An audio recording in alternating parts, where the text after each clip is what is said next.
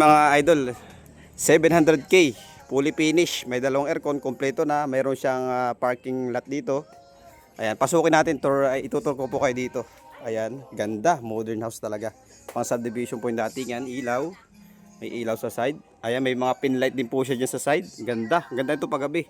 Tapos ito yung loob niya. Ganda ng pintuan, napaka modern. Ayan, may dalawang room, may aircon. Mayroong alin ang master's bedroom? Ito. Oh, pasok tayo dito.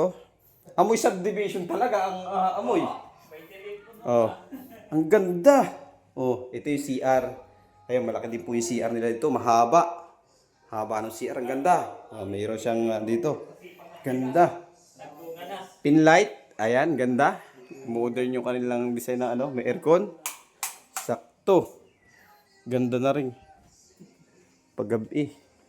Tapos ito, napakakit ng meron silang extra pinto dito sa likod. Ayan, mayroong dirty kitchen. Ayos, may space pa dito. Tapos may gripo doon. May ilaw pa din eh. Ayan, modern house. Ito, yung lababo. Ayan, ganda ng tiles. Quality. Ayan oh, ganda. Oh, sa wall. 60 by 60 yung ganitong size. Ganda. Oh. Tapos may mini cabinet dito sa ilalim, may isa pang CR dito, maliit-liit na CR. Ang ganda. Tapos ito yung pinakasalas.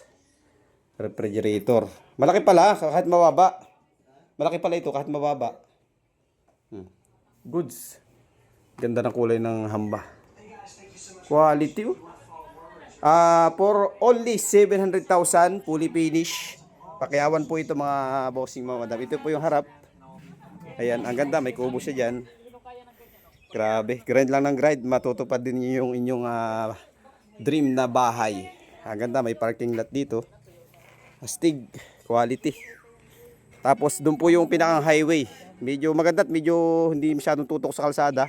Kung gusto mo ng peace of mind, okay na okay din. Ayan, dito po ay magkakaroon pa ng swimming pool soon. Ang ganda.